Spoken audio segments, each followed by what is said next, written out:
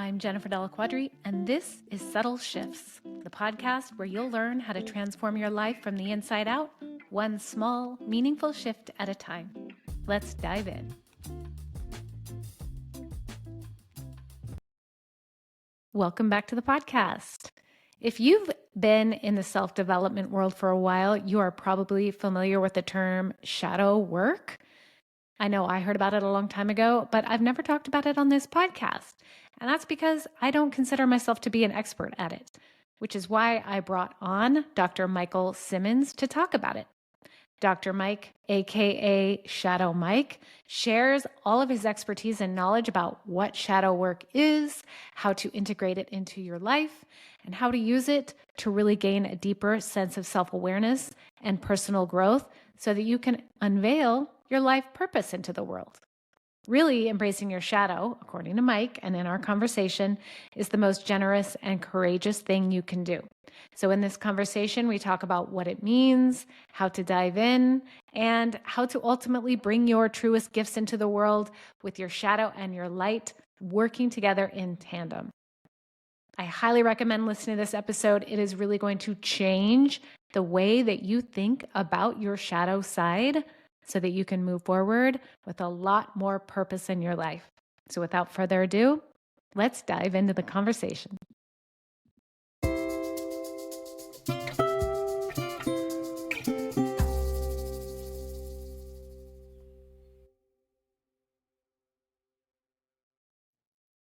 Thank you so much for coming on the show today, Mike. I am so excited for this conversation.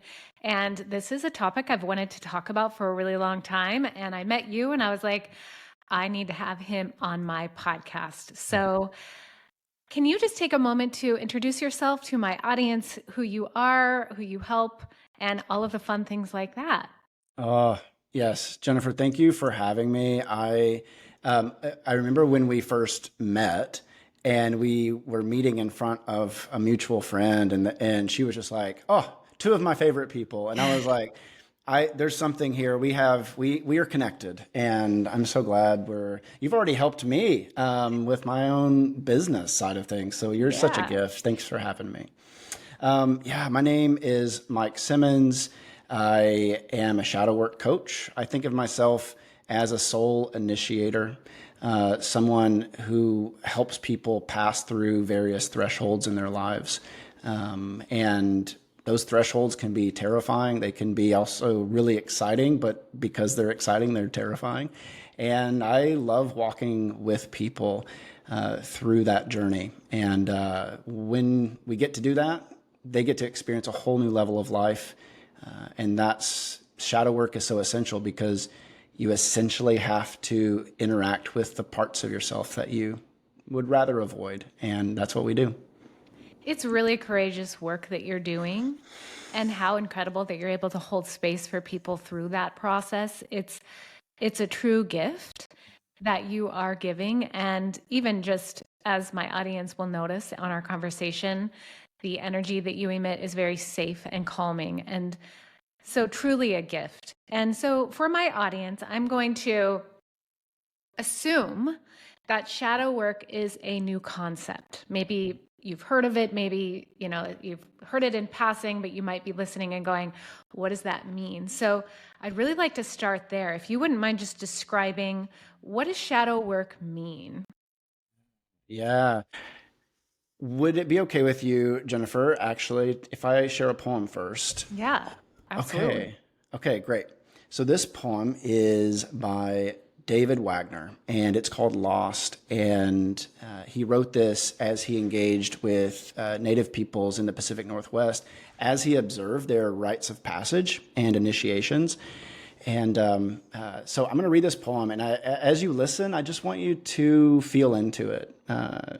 Be conscious of the words that resonate and what you hear. Okay. Stand still. The trees ahead and the bushes beside you are not lost. Wherever you are is called here, and you must treat it as a powerful stranger. You must ask permission to know it and be known. The forest breathes. Listen. It answers, I have made this place around you. If you leave it, you may come back again, saying, here. No two trees are the same to raven. No two branches are the same to wren. If what a tree or bush does is lost on you, you are surely lost. Stand still. The forest knows where you are. You must let it find you. Oh, that's So, beautiful. isn't that so good? Like, Hmm. it has been, this poem has been a friend. I feel like I've just gotten to know it better and better. Um, and is that not what our unlived life is? That's what our shadow is. It's the friend that is closer to us than we even know, that we just continue to get to know. We continue to unfold. And shadow work is a bit of a misnomer. I'll define shadow in a second, but just the language of work implies a certain sense that the shadow is this inanimate object that we have to do something with. And shadow ultimately is like a forest. I even use this metaphor often. Our shadow is like a dense, dark forest. Disney uses this metaphor. If you go watch Frozen 2, they go into a mystic forest. And if you look at it through this lens, essentially what they're doing is encountering the collective shadow in their town and having to essentially integrate it. And that's what we have to do. We have to see shadow as a forest that we enter into, a space we enter into that is looking for us, that is trying to find us. It is relational. It is not work in the sense that we have to dig something up, though that's part of it. Ultimately, it's looking for us. It's alive. It is searching. So that's our orientation to shadow work is there's already something looking for you, and all you need to do is stand still and be open to receiving from it. Okay? Okay. So shadow, this is a term developed from the psychological framework of Carl Jung. Now, Freud, Jung's predecessor, had developed this terminology, but Jung took shadow and essentially expanded it out well beyond what Freud had done, and it's all experiential. Jung's psychological framework was not a framework that he sat down and created. It was a framework that mirrored his experience. And so shadow is a metaphor. It's a metaphor for our hidden life. The best, simplest definition for shadow is that part of us that we hide, repress, and deny, or fail to see or know. It's just the hidden side of us. If you want to think about the moon, our shadow is just the dark side of the moon. It's still the moon. It's still who we are. It's just not the illuminated side of us. And so that's the orienting piece here before we move forward. Like, this is you. This is not you. It's just the unlived and unexperienced and unknown side of you. I Yeah. love the metaphor of the moon. I'm a huge Pink Floyd fan, so of course the Mhm. dark side of the moon, I'm There like you go. imagining the album cover. And I love the idea that it's not something that's separate. It's not something that you need to go out searching for. It's something that's already there.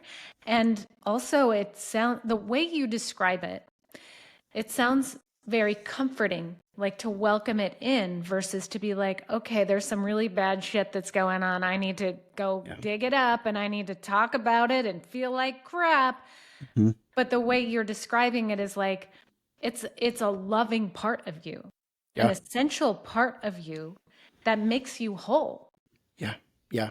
Jung actually is quoted saying that our shadow is 90% gold, meaning what's in our shadow is not like the dark, monstrous, like scary stuff in the basement. That's how our conscious mind, our ego might imagine it, but that doesn't indicate what it is. What that actually just indicates what the collective knew about or like believed about those parts.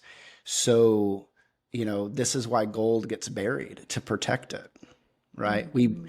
The archetypal buried treasure is something that has great value and has to go underground in order to be preserved.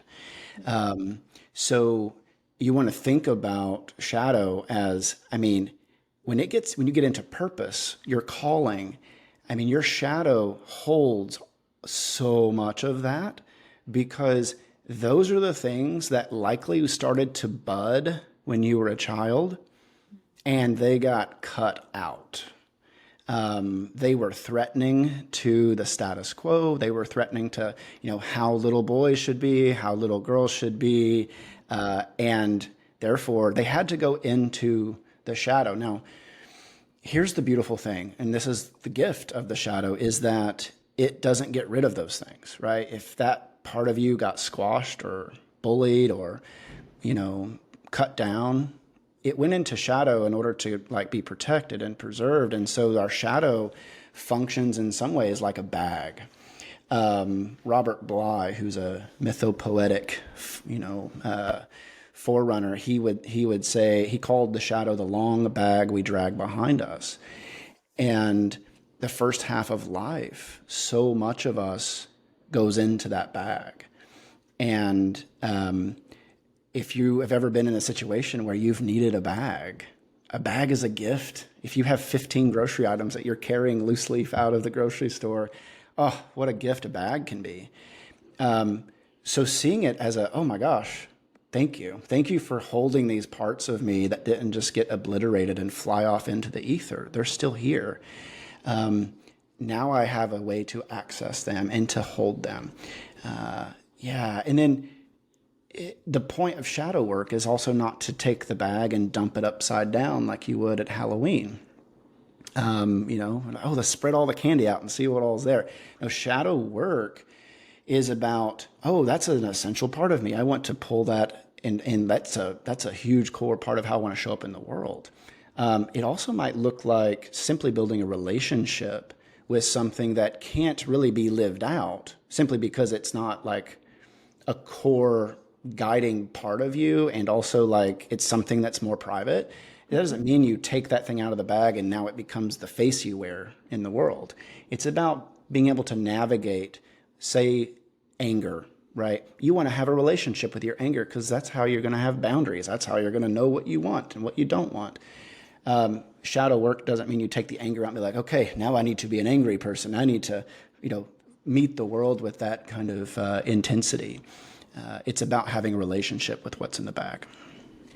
A relationship with what's in the bag. Okay. So instead of being like, I need to clear this out, I need to get rid of it, it's like, no, I'm going to embrace this and let it be part of who I am. But what I'm also sensing is that it helps to create who you're becoming, an essential part of you. So you mentioned when it comes to life purpose work, I know just personally, I have been able to recognize a lot of my shadow and patterns just by pursuing my purpose and my mission here on this earth. It gets stirred up and I don't notice it's there until it is. And I'm like, oh, hello, I see you. And really getting like curious, like when did this form? Where's this from? What part of me is being protected through this shadow?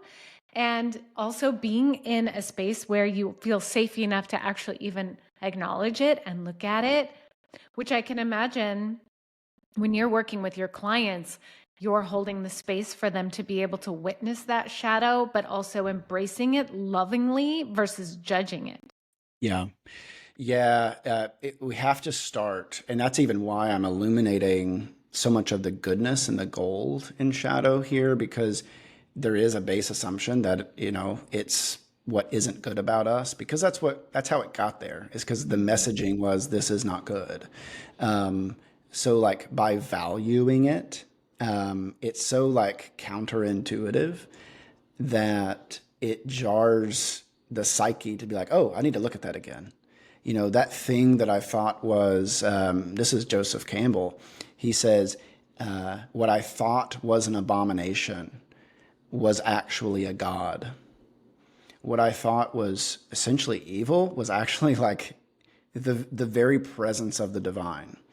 Like this divine spark in me to like bring into the world. That's the shift, and that does take time because I've had clients who like will still. I had a client recently where we've been working on sadness, and the invitation was let's bring sadness in and let it actually speak. And a few sessions into it, she says something to the effect of, and I still couldn't get rid of my sadness. That was the phrase. And I thought, oh, that's part of it then. Like, if you're still trying to get rid of it, that will continue just to keep you in that energetic loop where you're stuck in sadness. You want that sadness to come up, to have space, and then to let it release. And now you got to fill it in with a whole new set of orienting principles and guidelines that are like, okay, sadness might be where you're most comfortable, but now we want to move you towards what does it feel like to enjoy your life? Like, what does it feel like to just embrace the openness that you have after losing this very long relationship? What's like available to you? You need your sadness to move you through that, but you also have to do the conscious work of establishing a new set of core beliefs that keep you from feeling stuck and move you into action. I'd love to hear more about that, about the shadow work, Mm. because that's something, it was a concept that I think I first heard of maybe 5 years ago or something. I'm not sure. And I was intrigued immediately. Oh. And I know at the time I was of the assumption of it's like, okay, you sit down and you talk about all the bad stuff, you dig it up, right? And that's not what I'm hearing from you. So I'm curious to know what does it look like to do shadow work? Yeah. Oh, well, first of all, going back to the poem, it stand still, let the forest knows where you're at. Our shadow will present itself. Someone, a client recently said something like, do I have shadow there? Like, I don't feel anything, but like maybe there's something there. I was like, if you don't feel anything there, you don't need to worry about that right now because it will find you. If you feel energy around something, then investigate it. But if you don't, it's not for you right now.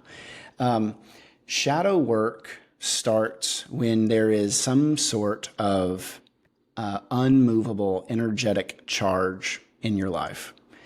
For a lot of people, that comes with it's relational. Shadow gets formed through relationships as we try to move towards the expectations of our family, our culture. The parts that are not accepted go into shadow. That's how it gets formed. So it gets brought back out through relationships. And so whether that's an intimate relationship or a relationship with our child or relationships with people that we drive to work with every morning, every time we get into the car, we're triggered by something like our boss, whatever. Those are the spaces where our shadow that's kind of behind us, right? It gets pulled out. Lisa Marciano, who's a host of the This Jungian Life podcast, talks about a hook. There's a relationship out in our external world that when we engage it, almost hooks something out of our shadow and pulls it out. And now it's in front of us. This is the term projection, which is also a commonly used word.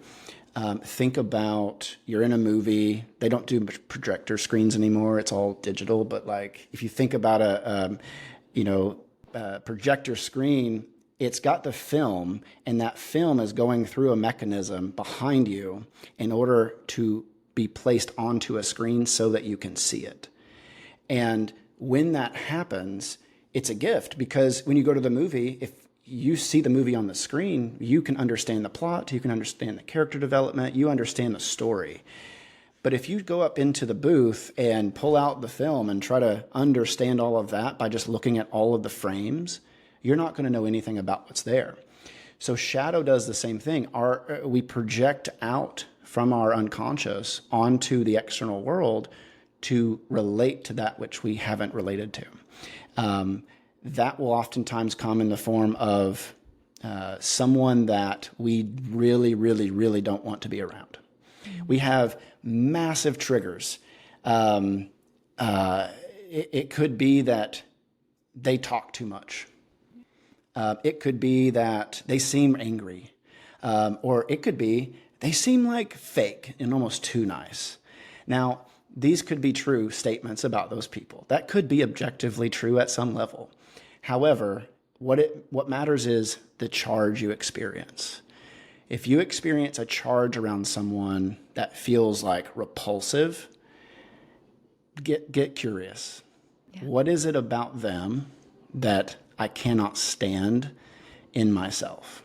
Um, and there's a positive piece to this too, that you can be so drawn into someone that is so luminous. They're so divine. They have everything that you've ever wanted, and you find yourself kind of drawn into their field. That is also that kind of golden projection coming out, and now you're engaging something. And if there wasn't that charge, it wouldn't be yours. There's something in that person that's yours. There's something in them that is becoming conscious in you as you relate to them. So I'd say projection is a huge part of it, and don't try to get rid of projection. Don't try to get rid of it. Lean into it. Get curious about it. If you're drawn to someone, keep moving towards them. Make it conscious though. Like ask them to coffee, ask them to spend time with you. If you're repulsed by someone, maybe don't just constantly expose yourself to them, but get curious about what is this thing that I can't stand. It's not always a one for one. Sometimes there is, they talk too much, and it's not that you talk too much. It's that you don't feel like your voice is valuable, and they seem to overvalue their voice, and that makes you angry as hell. So it's sometimes you have to get curious about what is the opposite that you're experiencing in them. Yeah, there's so many things that are coming to mind for me, and in my personal life and with the clients I work with. And potentially I didn't even realize it was shadow, but what I'm hearing is it's like everyone is your mirror. And when you see something that you love in someone, it's also something you love in yourself. And when you see something you dislike in someone, it's something you dislike in yourself to some capacity. And I remember when I was in yoga teacher training, it was 10 years ago, we did this activity where it was really uncomfortable for me as a people pleaser at the time. We were to walk around and place our hand on someone we immediately felt comfortable with. Like you just place your hand on them. And then I was triggered because nobody placed their hand on me. And I was like, oh gosh, I guess, people see me as blah, blah, blah, blah, right? Like, why do they see this person that way? Then we had to do the same activity, but to place our hand on somebody that we didn't resonate with or that we felt, triggered by in some capacity. And we didn't know these people really well. So there wasn't a lot to go on. Nobody put their hand on me, which I was glad about, but also it was really uncomfortable for me to put my hand on someone else. Either way, the whole activity was a self-reflection activity. Like, what came up for you? What was it in, that person? And of course, the person I put my hand on, we ended up becoming really good friends, which is really interesting, Yeah. the things that come up. And all of it, I heard you say, both sides, comes from getting curious about Yeah. what's coming up. Mm-hmm. What is being drawn up in me? And when you talked about people who talk too much, that's one of my triggers too. I'm like, Yeah. but yes, it does go back to when was I not heard in my life? And it stirs up all that stuff and all those stories, and we're projecting onto them all of those feelings that we had when all of that really happened to us. And when you do this shadow work, and tell me if I'm accurate in this, when you do get curious and you do bring up those patterns and see those things, they have less power and control over you. Yeah. I always say the inflammation goes down. You really start to experience far less psychic inflammation. That's what we mean when we say the word trigger. In fact, that is what is happening in a trigger, is that something in the unconscious is being activated. Um, so I talked about earlier how shadow is like, a bag. But it's not, in all reality, it's actually not just a bag full of loose leaf items. It's a bag full of webs of association that at the center of all those individual webs is usually some kind of wound. It's some kind of archetypal wound. So, to use the image of like talking too much, if someone is triggered by a person that takes up too much space in the room, that talks too much, that seems to have a thought and something to say about everything, well, that the person who's having that reaction has likely a wound around the archetype of voice, the archetype of spatial centeredness, of having, being the main character in their own life. I mean, this is true certainly for so many women, because, right, we talk about individual shadow.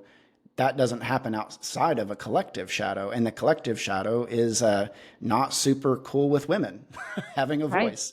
Yeah. And so many women will come, that I work with. That's a huge part of it. It's like Yeah. your shadow work is to pull that voice up. That's the gold. The gold here is your voice. Now, here's where shadow work, like, it's not all about integration. 90% is gold, but we've got 10% that in my experience, that shit ain't yours. Mm-hmm. There's about 10% in there that is like, this is just all the narrative that that has essentially like kept that gift stuck in a web. And so that's where we get into this idea of release work, releasing the stories, messages that we have internalized that are not, I'd like to say, they're not indigenous to you. You did not create that narrative. That narrative got installed and became internalized in order to protect you, but it's not yours. The problem is that narrative feels more true than anything. If it's a narrative that feels like essentially true, like foundationally true, but it is getting you really shitty results in your life, it's probably not yours, because you did not. If you were, no shadow was cultivated, which is impossible. If no shadow had been cultivated, you would not have created a narrative that fucked you over, essentially. You know what I mean? Yeah. Like, you would not create something that derails and sabotages your life. That's something that gets installed Mm-hmm. externally and becomes internalized. So releasing that, so that the voice, and it's simultaneous to some degree, but so that your voice can come up. And Mm-hmm. then there's so much action and embodiment in using your voice. That's how you integrate it. It's not just like, oh, I've got my voice now. You actually have to utilize that and start to release all of the messages and narratives that tell you that you can't do that. This has come up with so many of my clients in so many different ways over the years. And I worked with teenagers and parents of teenagers for 4 years. And the parents would come to me and they would be so worried about their teenager, or they would be really challenged with their teenager.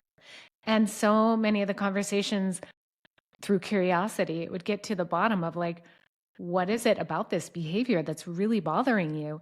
And it would always come back to a story that they had been told about what it means to be a parent, what it means to be successful, what's right, what's wrong, what's good, what's bad. And that was essentially blocking them from enjoying their child as they are. But it wasn't just the relationship with their child, it was showing up in every area of their life in some Uh, capacity.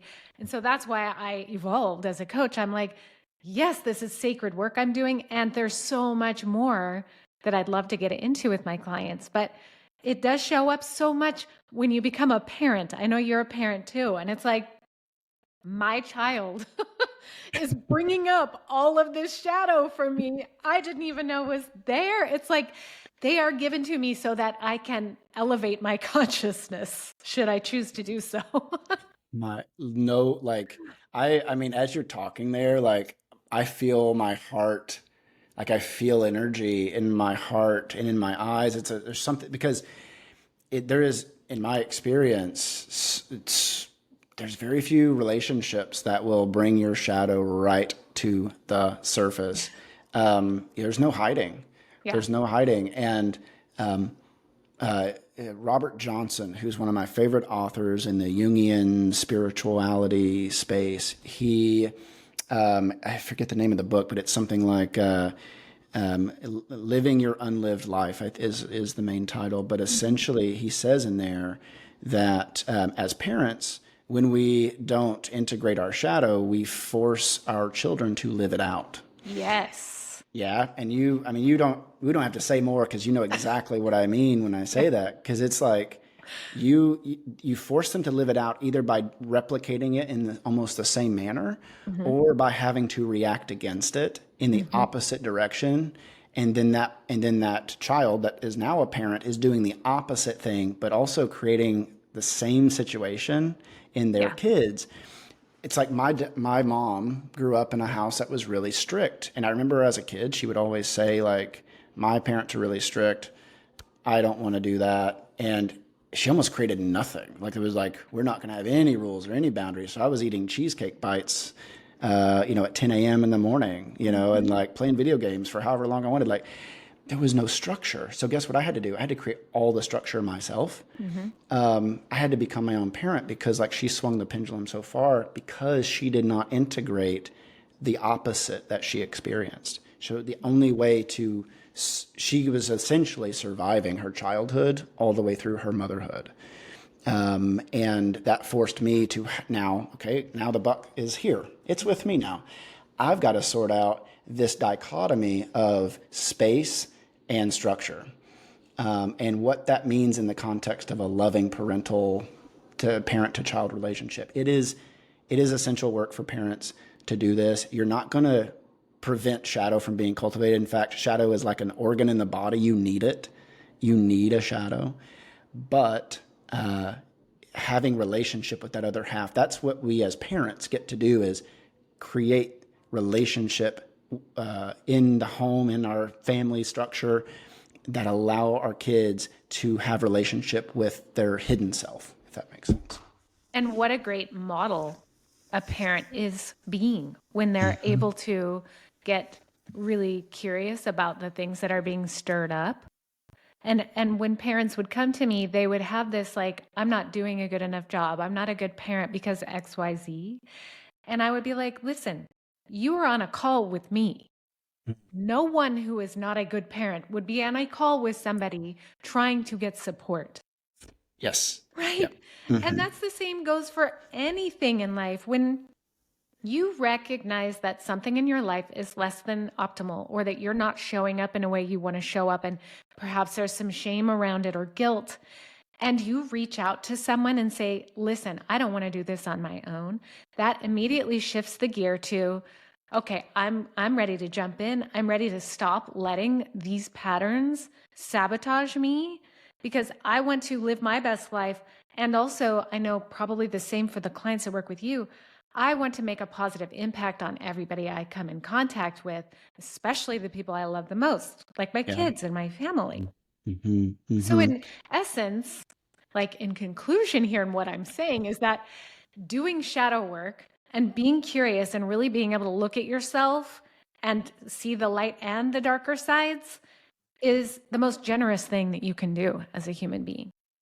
Absolutely. It is the gift that you get to give to the world to do your shadow work. It is not self-centered. It's centering your core self so that from that place you can live whole, happy, healthy, and abundant. And then that's how the world is healed and raises its own sense of abundance and consciousness. Uh, the old ways of self-sacrifice so that the next generation can have um, that I can't judge it. We do the best we can with what we have at that time, but in reality, it doesn't produce good fruit, if you will. Like Mhm. it produces something that is about survival rather than living. And those are very different things. So shadow work is about moving towards wholeness. Like if you want to think of it as what's the orientation, where are we going here? It's about living whole. And depending on what wasn't allowed to be lived in the first half of life, the second half of life is all about living towards that wholeness and making what has been hidden, making it visible. Yes, I love that reframe. And it definitely does tend to be a second half of life thing for a Yeah. lot of people to be at the place where you're like, wait, hold on a second. I'm witnessing these things. And I also want to, like, what legacy do I want to leave here when I'm gone? What do I want to have my purpose have been? What do I want to be known for? And no one wants to be known for their reactivity and their negativity and that they brought other people down or their anger. And that's what this work is all about, is being able to live in your fullest expression of humanity and inspiring others, whether it's one person, a group of people, hundreds, thousands of people, to do the same. I Yes, had a absolutely. vision, I don't know, probably 8 years ago when I was like, I did this, saw the Simon Sinek video of Start with Why. Uh-huh. I was Uh-huh. like, well, what is my why? And this is before I even launched my business. I'm like, what is my why? And I just got curious, and there was a vision, and I drew it out, and I'm not an artist, so it was stick figures, but it was me. And then it was my energy radiating out to people, and then their energy radiating out to other people. And then it just expanded and expanded. And so that for me is like the thing that keeps me getting out of my comfort zone, talking about things that are uncomfortable, and really essentially inviting people in to do the same. Because the more people who do it, the more people will be positively influenced. Oh, I love that. Thank you for sharing that because it brings in this essential part here, which is yeah, we're hitting on in terms of this is the work you do for yourself for the world. And Bill Plotkin, who is one of my favorite practitioners of this kind of work, um, he talks about what's called the mythopoetic identity, and that's what you just described. Is it is what we're trying to get to in terms of why shadow work is meaningful for finding our purpose and like what we do in the world. We want to find this image, this symbol, this guiding story, this narrative that's probably held in a few symbols. For me, it's all about bringing light into darkness. Like that, I'm a light bringer, if you will. Like I illuminate spaces that are hidden.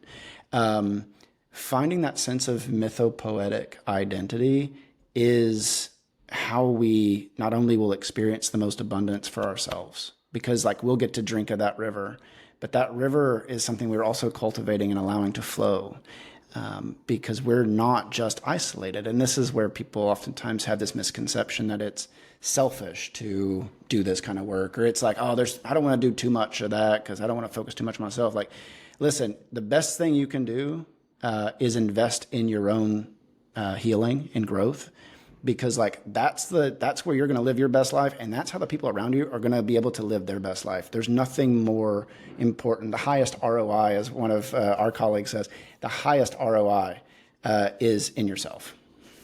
Absolutely. Gosh, this has been such a good conversation. So many important topics touched upon. Is there anything else that you think my audience could benefit from hearing, or any final thoughts you'd like to share? Yeah. Um, Two things. I'll say shadow, I talked about it showing up in terms of projection, but it shows up in our bodies. You know, there's not actually a bag we drag behind us. The bag is our body, and we will feel it. So when you have feelings in your body, sensations, usually tightening or radiating, heat, cold, numbness, those kinds of sensations are communicating something that is trying to be heard. And so get curious about what's happening in your body. The second thing I'll say is that shadow work is transgressive. And I love using this word. For anyone who's grown up in like a religious environment, it's like it really sticks out because to transgress something is to go beyond what is acceptable.